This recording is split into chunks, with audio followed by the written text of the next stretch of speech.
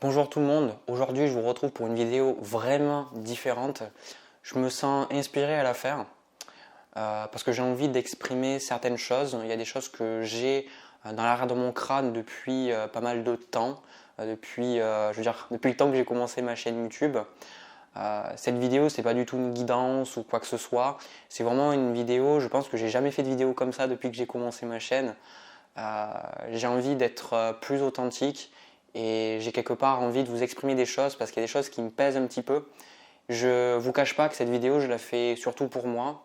Je la fais surtout pour me libérer, pour exprimer des choses et pour m'enlever ces choses de mon crâne. Même si j'ai pas mal écrit de mon côté pour libérer des choses, je pense que c'est intéressant aussi pour vous parce qu'il y a pas mal de choses, je pense que vous pourrez vous y retrouver et notamment sur le fait, vous allez voir, je vais vous parler des nouveaux métiers, on va dire, notamment le métier de youtubeur, tout ça, un petit peu les choses auxquelles vous devez vous attendre si vous êtes présent sur les réseaux sociaux, si vous avez un site aussi, enfin, ce genre de choses qui peuvent se passer et des choses un petit peu, des choses un petit peu moins cool. Donc déjà, moi j'ai envie, ça va vraiment être centré sur moi. Je vais parler un petit peu des autres. Je pense qu'il y a des personnes, ça va pas du tout vous intéresser, mais je pense que pour d'autres, ça peut être vraiment très riche d'enseignements parce que c'est vraiment un petit peu mon expérience, mes ressentis par rapport à mon parcours sur YouTube, presque 4 ans maintenant. Donc ça fait quand même un petit moment. Donc déjà, j'avais envie de parler sur le fait que le métier de youtubeur, voilà, j'avais envie de parler sur ce métier et au final que moi je trouve à double tranchant. Je trouve que c'est quelque chose, quand on regarde les personnes sur les réseaux sociaux, youtubeurs, j'ai dit métier youtubeur, mais c'est le métier d'influenceur, ou même j'encadre aussi les personnes qui ont un travail, vous êtes très présents sur les réseaux sociaux et vous utilisez votre image un petit peu, votre image personnelle pour vous vendre, c'est quelque chose qui est vraiment à double tranchant parce que en fait, on voit toutes ces personnes qui font des vidéos, qui ont plein d'abonnés, qui font des vues, tout ça. Et en fait, je ne vous cache pas que la motivation derrière cette vidéo, c'est que j'ai vu des chaînes YouTube, j'ai vu des personnes qui me prennent en tant que modèle, j'ai vu des personnes qui apprécient beaucoup ce que je fais et qui aimeraient être à ma place. Et clairement, je pense qu'ils n'ont pas assez conscience de justement les choses que ça implique et ils sont pas vraiment conscients parce que je me retrouve un petit peu dans eux. C'est des créateurs qui sont peut-être avec moins d'abonnés parce que je me retrouve beaucoup. Vous avez envie d'atteindre les 100 000 abonnés, vous avez envie de gagner votre vie, vous avez envie de faire en sorte que ce soit votre occupation principale. Mais le truc, c'est que il y a beaucoup de gens qui se rendent vraiment pas compte que c'est extrêmement dur ce métier. C'est un métier qui est très difficile parce que d'un côté, on a beaucoup de choses qui sont bien, notamment le fait que on est notre propre patron la plupart du temps. On travaille pour soi, on peut s'organiser quand on veut, où on veut. Ça dépend du type de contenu que vous faites, mais souvent c'est assez flexible, on va dire. Vos horaires, c'est vous qui les faites. C'est cool aussi de pouvoir créer une communauté, de pouvoir parler avec les gens, tout ça. C'est cool aussi de se dire que quelque part, c'est pas trop du travail. Moi, au début, je ne le percevais pas comme du travail, mais après, je l'ai plus perçu comme du travail parce que j'ai remarqué différentes choses et on y reviendra. Et je pense que ce métier d'influenceur, c'est quelque chose qui va de plus en plus grandir avec les années, avec le temps, parce que c'est le fait d'être présent sur les réseaux sociaux, c'est quelque chose qui permet à beaucoup de personnes, beaucoup d'entre vous, même si ce n'est pas les cartes que vous faites peut-être, je sais pas, magnétiseur, ou peut-être que vous avez une boutique en ligne, je sais pas moi, de colliers ou de bracelets, et c'est super important d'être présent sur les réseaux sociaux, et surtout il y a beaucoup de personnes, ça met la pression parce que déjà moi de mon côté, je vous dis en fait, j'ai écrit, pour être honnête, un long pavé, un long pavé pour voir un petit peu ce que j'avais envie de vous exprimer, mais il y a trop de choses. Mais clairement, ce que j'ai envie de vous dire, c'est que moi, de mon côté, j'en peux plus, on va dire les choses telles qu'elles sont. J'en peux plus parce que même s'il y a beaucoup de choses, j'arrive à les rationaliser. Au niveau de l'intellect, j'arrive à les comprendre, les intégrer. Au niveau émotionnel, en fait, c'est pas ça. En fait, YouTube, ça a été quelque chose qui a été très impulsif pour moi. J'ai commencé ma chaîne YouTube parce que je voulais le faire et ma motivation première, elle est toujours là. C'est je voulais faire en sorte que mes vidéos, elles servent à l'humanité, que les personnes qui regardent mes vidéos, ça vous aide justement à avancer, à trouver la paix, à trouver la joie. Ça a toujours été justement mon désir et mon objectif et ça l'est toujours. J'ai vraiment pas changé après toutes ces années, j'ai toujours pas changé. Mais le truc, c'est que ça m'a mis face à toutes mes peurs. Et à un moment donné, franchement, moi j'ai envie de vous dire, j'en ai marre quoi. J'en ai marre. J'en ai marre parce que même si avec le temps, il y a beaucoup de choses qui se sont apaisées, je me souviens que quand je publiais mes vidéos, j'avais un énorme stress, j'avais une boule au ventre et surtout je me disais oh là là mais les gens vont regarder mes vidéos mais on trouvait que c'est de la merde, ils vont trouver que c'est nul, etc. Même quand j'avais 60 000, 70 000 abonnés, j'avais un stress qui était toujours là et ça m'empêchait de dormir, ça m'empêchait de me détendre et là encore ça y est un petit peu. Alors j'ai réussi à le calmer, j'ai progressé, j'ai intégré des choses. Mais en fait, c'est très difficile pour moi parce que déjà de une, il y a beaucoup de gens qui regardent mes vidéos et je sais qu'on me verra, on voit pas le Jérémy du passé. Vous voyez pas le Jérémy du passé. C'est pour ça que je fais cette vidéo pour moi, pour parler un petit peu plus de manière authentique, mais que vous vous remettiez un peu plus à ma place, notamment parce que j'ai envie de vous faire voir la réalité plus comme elle est. C'est-à-dire la réalité d'influenceur ou d'être présent sur les réseaux sociaux. Mais j'ai aussi envie de vous encourager à vous persévérer parce que vous verrez que à travers mon parcours, c'est pas toujours facile, mais ça apporte beaucoup de choses. Mais là, en fait, pour moi, c'est très dur parce que en fait, vu que je suis quelqu'un de, comme je vous ai dit, très timide à l'école, j'étais très timide, je parlais pas beaucoup, j'avais toujours eu ce côté impulsif à parler, à échanger. Et des fois, je pense que mes enseignants et puis mes parents s'en rappelleront que j'étais quelqu'un qui avait la langue bien pendue, je savais dire les choses. Je me rappelle notamment de ma grand-mère, des choses, je la mettais mal à l'aise parce que je disais des choses, c'était vraiment mettre les deux pieds dans le plat, voire les quatre quoi, si j'en avais. Et du coup, on s'imagine mal que quelqu'un qui fait des vidéos, qui publie des vidéos tous les mois, on s'imagine mal que c'est quelqu'un qui a des insécurités, on s'imagine mal que c'est quelqu'un qui galère avec son image, avec son estime personnelle, avec sa confiance. C'est pas que j'ai pas confiance en moi, mais il y a beaucoup de choses, j'ai pas du tout confiance en moi si je suis totalement transparent. Mais c'est surtout le fait que, si vous voulez, le métier d'influenceur, c'est un métier qui est basé beaucoup sur votre image et aussi sur ce que vous faites. Il y a certains contenus que je ne dirai pas, on va dire toutes les modèles sur Instagram ou les personnes qui font du contenu que basé sur leur physique, ça c'est principalement que l'image, il n'y a pas leur personnalité, il n'y a rien. Mais pour beaucoup d'influenceurs, c'est l'image et ce qu'ils apportent en tant que contenu, soit du divertissement, de l'éducation, peu importe. Hein. Et en fait, moi, ça me met dans une optique qui est totalement différente de celle dans laquelle je voulais être. C'est que je sais que ce n'est pas moi, mais je m'identifie beaucoup au contenu que je fais, à l'image que je dégage sur mes vidéos, et je confonds beaucoup ce que je suis et ce que je fais. Et pour beaucoup, je sais que j'avais vu une vidéo, alors je me souviens plus, je crois que c'est Sirius North qui avait fait une vidéo sur les youtubeurs qui montrait justement que vous regardez les vidéos des youtubeurs, vous avez l'impression de les connaître, mais en fait vous ne les connaissez pas du tout quoi. Vous ne les connaissez pas du tout parce que souvent on vous montre que ce qu'on a envie de vous montrer. Alors moi de mon côté, c'est justement là où je voulais en venir, c'est que pour moi c'est super important l'authenticité, et on y reviendra, c'est super important de ne pas diviser qui je suis avec mon travail, avec ce que je vous propose en tant que contenu, parce qu'à la base c'était pas un travail, c'est devenu un travail parce que quelque part maintenant c'est mon gagne-pain, c'est comme ça que je génère du revenu et que je peux remplir le frigo, voilà, il faut dire les choses.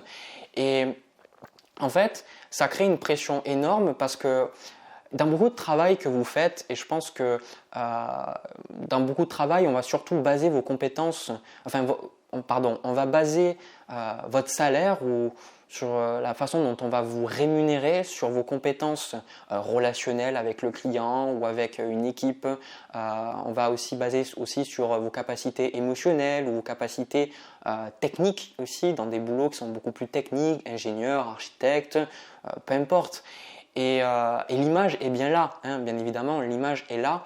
Mais je dirais qu'avant, j'ai eu d'autres métiers, mais ça ne se basait pas sur mon image. Ça ne se basait pas sur le regard que les gens ont de moi. J'étais un pion quelque part, j'étais un pion et quelque part, je travaillais et je faisais ce qu'on me demandait et je m'épanouissais parce que quelque part, j'arrivais à diviser un petit peu ma personne. Et justement, quelque part, moi, c'est quelque chose qui m'apporte beaucoup de stress. Ça m'apporte beaucoup de stress parce que quand on n'a pas beaucoup d'abonnés, quand j'avais pas beaucoup d'abonnés, je m'en foutais vraiment, je dis pas que je m'en foutais totalement, mais je m'en foutais beaucoup plus de vos retours, de vos commentaires, parce que clairement j'avais aucune pression. J'étais un jambon quoi, j'étais un jambon et j'étais un poisson minuscule et je le suis toujours dans la mer de YouTube. Je suis tout petit, hein. Voilà, encore, hein, j'ai plus de 140 000 abonnés, mais je reste petit comparé à plein de personnes. Et au final, je me disais, mais c'est pas grave, si les gens aiment pas, bah, c'est pas grave. Au final, c'est juste quelque chose que je fais parce que j'ai envie de le faire et c'est aussi pour m'amuser. Et avec le temps, c'est devenu quelque chose qui me permet de gagner de l'argent. Et en même temps, c'est quelque chose aussi que j'avais envie de faire.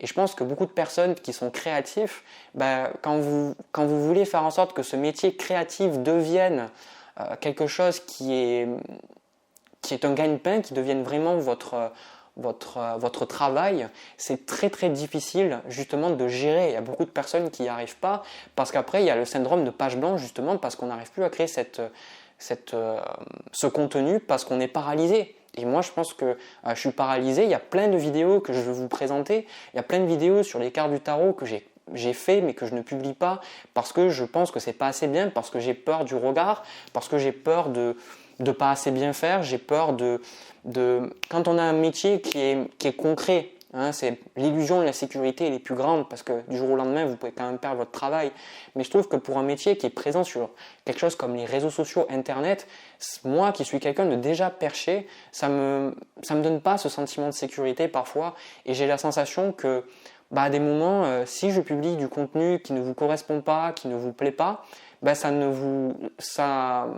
vais tout perdre en fait du jour au lendemain. C'est la sensation que j'ai et je sais que c'est une illusion, c'est une perception qui est totalement erronée parce que je sais qu'il y en a beaucoup d'entre vous qui apprécient le travail que je fais, mais encore là une fois c'est difficile parce que en vient justement la notion d'authenticité. Et moi cette notion d'authenticité, je l'ai beaucoup apprise avec l'exemple de Jean-Paul Sartre. J'en ai parlé dans une de mes vidéos pour février, c'est notamment le garçon de café. Et il dit que le garçon de café, on va l'engager et il va mettre un petit peu son tablier, sa blouse, peu importe, et il va se comporter de la façon qui est acceptée au niveau social. Et souvent, c'est quelque chose qu'on ne dit pas. Le patron, il va donner des ordres, des directives à ce garçon de café quelque part, mais après au niveau social, quand il y a un client, le client il s'attend et je pense que c'est tout à fait normal. Si vous allez dans un bar, vous vous attendez à ce que la serveuse ou le serveur se comporte d'une certaine manière et que souvent quand il sort des rangs, ça peut créer des insatisfactions. Et justement pour Jean-Paul Sartre, on n'est pas nous-mêmes. Il dit l'enfer c'est les autres parce que justement on vit toujours dans le regard des autres. Et justement c'est la notion de rôle aussi que Eckhart Tolle explique beaucoup dans ses deux bouquins, Le pouvoir du monde présent et Nouvelle Terre, qui dit que les êtres humains on est dans des rôles. On est dans des rôles. Donc ce garçon de café il joue un rôle et pour être accepté, et quand il rentre chez lui, quand il pose son tablier, il redevient lui-même, mais souvent il n'est pas lui-même, il adopte un autre rôle, peut-être celui du mari, celui de l'ami, celui du sportif, peu importe. Et du coup, pour moi, cette notion d'authenticité, elle est super importante parce qu'il y a plein de gens qui justement conseillent à des personnes qui font des vidéos ou autres, vous verrez souvent ce conseil qui est de divise justement ton travail et toi. Et c'est quelque chose que vous retrouvez beaucoup dans le domaine médical. notamment les médecins ou les infirmières. Que parfois, beaucoup de patients se plaignent parce qu'ils ont l'impression que les médecins sont froids. Vous êtes déjà allé chez un médecin où vous sentez que le médecin ne vous écoute pas vraiment. Vous êtes juste un pion, vous êtes juste un chiffre, vous êtes juste une personne dans la file d'attente, une personne qui doit voir et de façon à avoir un travail et pouvoir assurer sa propre sécurité, souvent. Alors je ne dis pas que les médecins sont égoïstes, mais je dis que on peut se perdre et on se perd souvent dans ces rôles parce que ça nous donne ce sentiment de sécurité. Et moi, quelque part, c'est quelque chose qui ne résonne pas avec moi. C'est quelque chose qui ne résonne pas avec ce que j'ai envie de proposer sur cette plateforme.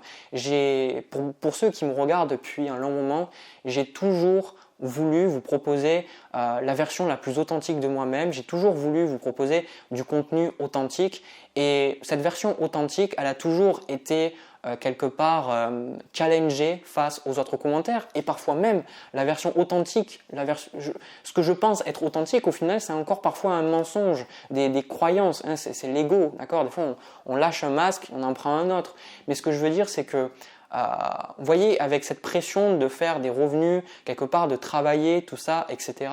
Et le fait de moi-même avoir ma valeur d'authenticité, j'arrive simplement pas à harmoniser les deux. Et notamment, vous le verrez, par exemple, cette notion de rôle.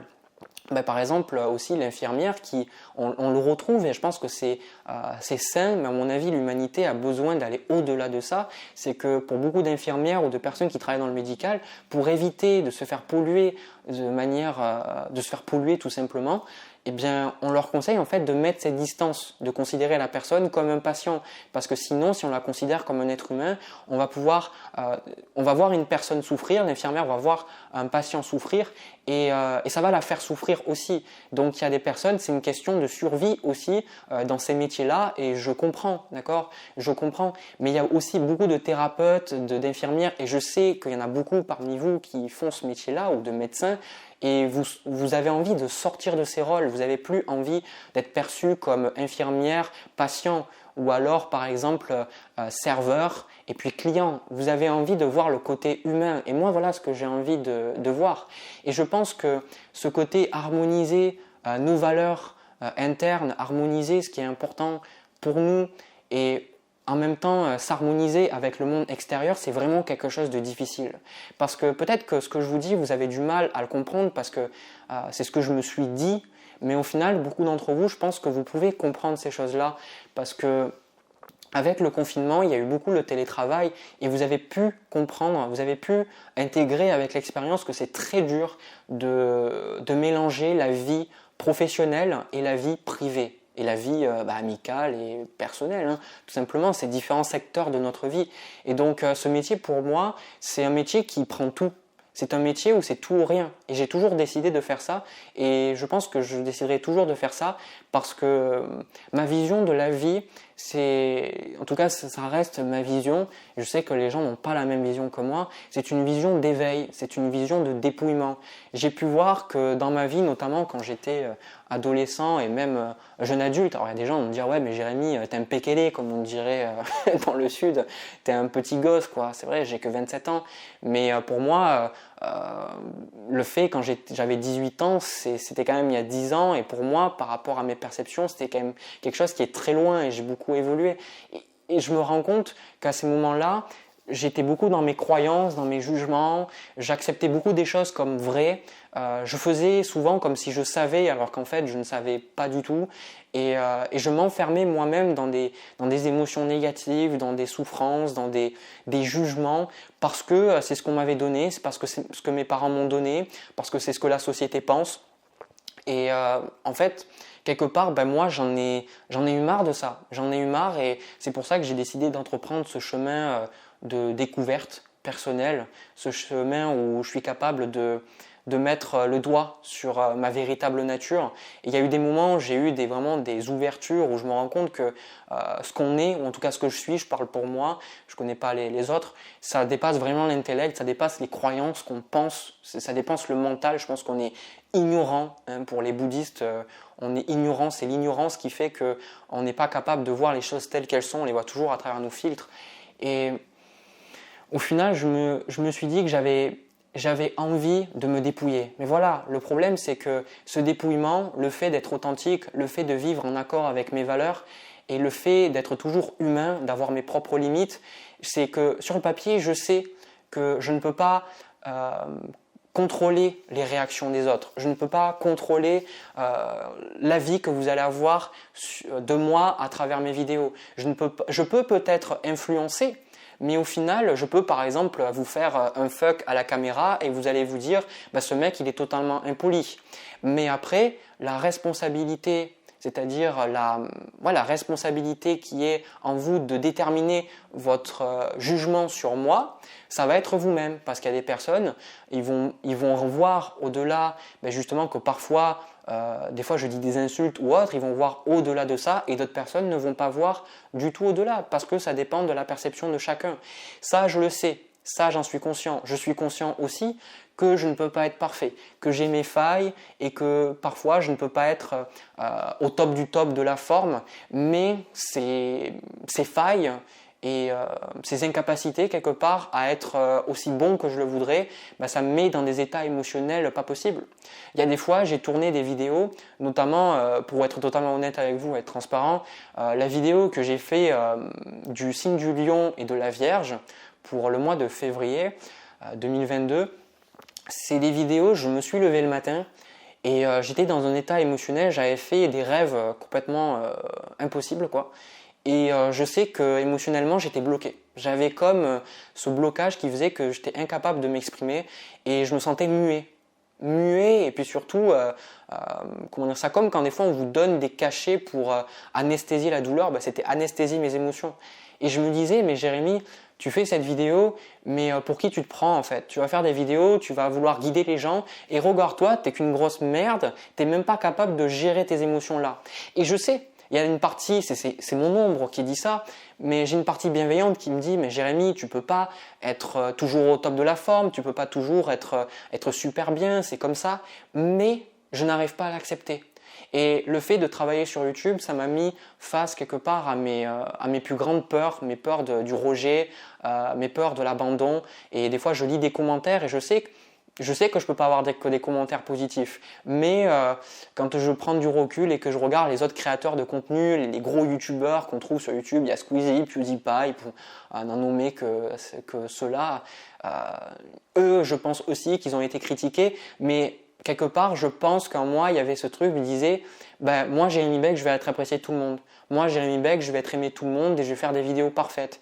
Et en même temps, ça m'a bloqué et ça m'a empêché de faire les choses. Et surtout, ce travail-là, ça m'a empêché, le fait de faire les vidéos, parce que je prends le travail aussi, les consultations que je fais avec vous de manière personnelle, ça m'a mis face pied au mur, je crois que c'est comme ça qu'on dit, c'est que je pouvais pas non plus l'escalader, mais je pouvais pas non plus me battre. C'est-à-dire que la seule chose que j'avais et qui me reste à faire, c'est d'accepter mes propres insécurités, d'accepter mon manque de confiance en moi, d'accepter le fait que je suis toujours sensible au jugement des autres, le fait d'accepter que je ferai des vidéos et ces vidéos ne seront pas aussi bien que je le voudrais, et c'est extrêmement dur. Et pour l'instant, je n'y arrive pas, et je suis honnête avec vous, et je trouve que ça me met dans des états souvent de stress parce que je me sens impuissant quoi. Je me sens impuissant et je me sens souvent, j'ai l'impression de vous mentir parce que pour moi, mon désir c'est vraiment de vous aider à cheminer, de vous aider à avancer et souvent je pense que je me prends beaucoup trop au sérieux à essayer d'agir peut-être comme un guide, mais au final l'expérience m'a montré que je suis juste un mec lambda. Je suis juste un mec simple, je galère tout autant que vous à gérer mes émotions, à gérer mes pensées. Bien évidemment, j'ai cheminé et je pense pouvoir apporter beaucoup de choses sur différents niveaux parce que j'ai compris des choses. Mais pour moi, vu que je n'ai pas tout compris, vu que je ne suis pas un sage spirituel quelque part, j'ai l'impression que ce que je vous dis dans mes vidéos ou ce que je vous partage, c'est comme si c'était du mensonge pour moi, c'est comme si je vous mentais, c'est comme si j'étais un imposteur. Donc là, voilà, notamment, ça m'a mis face à mon syndrome de l'imposteur. Et pour moi, le fait de faire cette vidéo, c'est aussi une façon de quelque part être en paix avec ce sentiment-là d'imposture parce que voilà, c'est comme ça. Je pense que je ne suis pas imposteur, mais j'ai toujours la perspective en moi. Okay, et quelque part aussi, j'ai noté un petit peu les idées parce que je sais que je vais m'éparpiller. Je voulais parler de la mission de vie. Je voulais parler de la mission de vie parce que moi, de mon côté, pendant très longtemps, je voulais trouver ce qui me parlait. Je voulais trouver quelque chose qui me correspond. Et vous êtes nombreux à venir me voir en consultation et vous êtes beaucoup à être perdus. Vous êtes beaucoup à vous dire je ne sais pas qu'est-ce que je dois faire, j'ai fait des formations, j'ai fait ça, mais ça me parle pas, ou je ne sais pas, j'ai peur de passer à l'action, etc. Et beaucoup de vous cherchez, je pense, votre mission de vie, vous êtes des âmes magnifiques, parce que je pense que quelqu'un qui dit sa mission de vie, déjà pour moi c'est quelqu'un qui prend conscience de l'utilité de sa vie, qui prend conscience de son utilité, qui n'est pas juste pour sa personne, qui prend conscience de son pouvoir qu'il a sur le collectif, et ça part d'un bon sentiment parce que vous avez envie, pour beaucoup, vous êtes des travailleurs de lumière, des enfants indigo, peu importe les noms qu'on utilise, d'accord, c'est pas important. Vous êtes là parce que vous avez envie d'apporter quelque chose de bénéfique à l'humanité, mais vous savez pas quoi. Et j'avais envie de vous dire, votre mission de vie, vous y êtes déjà, et vous y êtes depuis que vous êtes né, depuis que vous êtes sorti du ventre de votre maman, vous êtes sur votre mission de vie.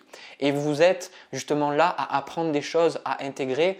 Et je pense que si je fais cette vidéo-là, c'est aussi pour vous faire comprendre que vous n'avez pas besoin de tout comprendre, vous n'avez pas besoin de tout savoir. Je suis l'exemple premier que, notamment, c'est quelque chose qui m'a un petit peu choqué quand j'ai commencé mes vidéos, parce que j'avais l'impression d'être quelqu'un de pas du tout mature au niveau de ma personnalité, de mes perceptions de la vie, mais pourtant j'ai gagné des abonnés, donc peut-être il y a quelque chose qui vous plaisait dans mes vidéos. Mais ce que je veux dire par là, c'est que vous n'avez pas besoin de tout savoir, vous n'avez pas besoin de tout, de vous dire ça y est, c'est ma mission de vie. Moi, je me suis jamais dit ça y est, ça va être ma mission de vie. Et je pense qu'il y a d'autres choses que je ferai qui font partie de ma mission de vie.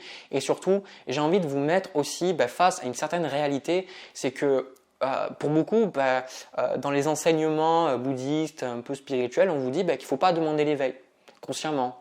Et on peut se dire mais c'est contre-intuitif. Si, parce qu'au final, moi je l'ai vu, quand on demande vraiment l'éveil, on souffre. On souffre parce qu'il y a toutes les croyances, il y a tous les masques, il y a tous ces rôles dont j'ai parlé justement qui s'effritent, les rôles qu'on avait avec papa-maman, les rôles qu'on avait avec notre partenaire, les rôles qu'on avait dans la société. Ça s'effrite parce que la vie nous met face à des situations qui nous obligent à faire mourir ces rôles. Pour par exemple quelqu'un qui a toujours été apprécié, par exemple pour son physique, une belle femme par exemple, c'est l'exemple typique qui me vient en tête, après quand elle vieillit, son corps commence à décrépir, il y a les nichons qui commencent à pendre, il y a la peau qui commence un petit peu à perdre en élasticité. Donc toutes ces choses font qu'elle perd un de ses rôles. Elle perd le rôle de je suis vue à travers le beau physique que j'ai. Et du coup, il y en a beaucoup de femmes qui n'arrivent pas et qui partent en dépression. Mais la vie va toujours consciemment vous faire brûler quelque part ces faux vous en fait, ces fausses versions de vous qui sont quand même justes parce que ces masques qu'on a, ils sont quand même là pour nous protéger, mais ça nous fait souffrir, mais c'est pas facile. Donc pour beaucoup d'entre vous, vous voulez ces choses-là, mais j'ai envie de vous mettre un peu en avant-garde et de vous dire, peut-être que vous avez envie de trouver ces choses-là, mais ça sera pas facile. Parce que moi, de mon côté, rester dans ma vérité, rester dans ce qui est juste pour moi, c'est-à-dire que j'aurais pu tellement avec ma chaîne YouTube faire du contenu sponsorisé. Mais je ne l'ai pas fait parce qu'il y a plein de personnes qui m'ont démarché que je n'étais pas en adéquation avec ceux qui voulaient proposer. Parce que ce n'était pas en adéquation avec moi. Et ça m'a mis parfois dans des situations financières plus compliquées parce que je n'avais pas envie de vendre mon âme. Parce que j'avais envie de rester juste par rapport à moi-même. Et quelque part, je pense que ça, c'est important de prendre conscience que si vous voulez trouver votre vérité, parce que pour moi, l'éveil, c'est le dépouillement, c'est d'enlever ce que vous pensez être vous. Vous allez devoir faire face à toutes ces choses et ça va vous faire souffrir. Et je pense que cette vidéo, c'était surtout pour vous faire comprendre que, encore une fois, je ne suis pas parfait, je n'ai pas tout compris, je n'ai pas tout intégré. Et j'ai envie de vous motiver à tester des choses, à faire des choses. Si vous avez envie de dessiner, que peut-être vous dessinez, mais vous avez envie, je ne sais pas moi, de faire ça de manière professionnelle, allez-y, lancez-vous. Si vous avez envie de faire une formation, vous avez fait des formations, mais que vous avez peur de vous lancer, de créer votre entreprise, allez-y en fait. Parce que le truc, c'est que vous ne serez jamais vraiment prêt. Vous serez jamais vraiment prêt face à ce que la vie va vous envoyer. Vous serez jamais prêt totalement après avoir lu 20, 30, 40, 50 bouquins sur la spiritualité. Vous ne serez jamais véritablement prêt, mais vous apprendrez énormément sur le chemin et je vous invite à faire des choses qui sont juste pour vous. Pour moi, de mon côté, j'ai des valeurs, j'ai des choses qui sont importantes à mes yeux, mais c'est quoi vos valeurs? C'est quoi qui sont importants pour vous? C'est quoi qui vous parle fondamentalement? Et de pas... Parce que je pense que je suis un bon exemple de quelqu'un qui galère encore à diviser qui je suis fondamentalement avec comment je suis perçu sur les réseaux, de vous donner justement la vérité qui est que trouvez ce qui vous parle à vous et faites en sorte, faites du mieux que vous pouvez parce que, encore une fois, moi je ne suis pas arrivé donc voilà, c'est juste un conseil, faites du mieux que vous pouvez pour écouter plutôt votre voix intérieure plutôt que les autres. Parce qu'il y a plein de gens qui m'ont dit ouais mais tu devrais faire comme ça avec tes vidéos. Et les gens qui m'ont dit Jérémy, tes vidéos, il faudrait qu'on voit les cartes. Ah Jérémy, il faudrait pas que tu dises des gros mots. Alors que ces personnes seront les premières à utiliser quelque part les injures à des moments où ils sont énervés. Vous voyez, il y a des gens qui ont beaucoup projeté sur vous, mais au final, écoutez-vous et faites les choses qui vous parlent. En tout cas, je le répète encore une fois, je suis juste quelqu'un de simple, je suis juste un mec lambda. J'ai juste, dans mon caractère, je pense dans les capacités qu'on m'a données, fait à faire des vidéos et vous apporter ces choses. Et ça c'est moi, mais je sais que de votre côté, vous avez aussi d'autres choses que la vie vous a données, des capacités qui sont à être mises à bien pour le collectif. Et ça serait super bien en fait de les utiliser et surtout garder un petit peu l'idée de cette vidéo, c'est qu'encore une fois, vous allez douiller. Vous allez douiller et vous allez souffrir et ça ne sera pas facile, mais chaque pas vaut le coup. Chaque pas est important et surtout vous vous rendez compte que ce choix-là, vous le faites jour après jour. Choisir de s'écouter, choisir d'être dans sa vérité, c'est jour après jour. Moi, il y a des moments, j'étais pas dans ma vérité, mais c'est le choix conscient de se dire j'ai envie de m'écouter et j'ai envie d'écouter ce qui résonne en moi et ce qui fait écho en moi. Voilà. Écoutez, cette vidéo, je l'ai pas fait pour que vous me preniez en pitié ou quoi que ce soit, parce que clairement, c'est pas le but. J'avais surtout écrit déjà de mon côté pour vous exprimer un petit peu mes émotions, mes ressentis, mais au final, je sais pas, de manière intuitive. Voilà, j'avais envie d'inspirer ou de parler des choses. Et n'hésitez pas à me dire un petit peu votre histoire. N'hésitez pas à me dire, parce que je sais que vous êtes beaucoup, certains, si vous êtes youtubeur, de mettre, même si vous ne faites pas les cartes WOD, de le mettre. Si vous êtes très présent sur les réseaux sociaux aussi, peut-être de me partager votre expérience, de partager ce stress, parce que je sais qu'il est commun à travers les youtubeurs et les personnes qui sont présentes sur les réseaux sociaux. Peut-être, encore une fois, comme je l'ai dit, que vous avez une entreprise et vous devez être présent sur les réseaux et c'est pas facile parce que ça vous semble pas authentique de le faire. N'hésitez pas à vraiment me marquer en commentaire, à partager votre expérience ou alors tout simplement qu'est-ce que vous avez tiré de cette vidéo et surtout je serais curieux de savoir vos valeurs parce que moi de mon côté mes valeurs c'est l'authenticité, l'intégrité, l'honnêteté, la passion et la créativité. Et je pense que trouver ces valeurs, trouver les choses qui résonnent vraiment en nous, c'est le premier pas vers le bien-être. Voilà, je vous envoie plein de bisous, je vous retrouve pour une prochaine vidéo. À bientôt.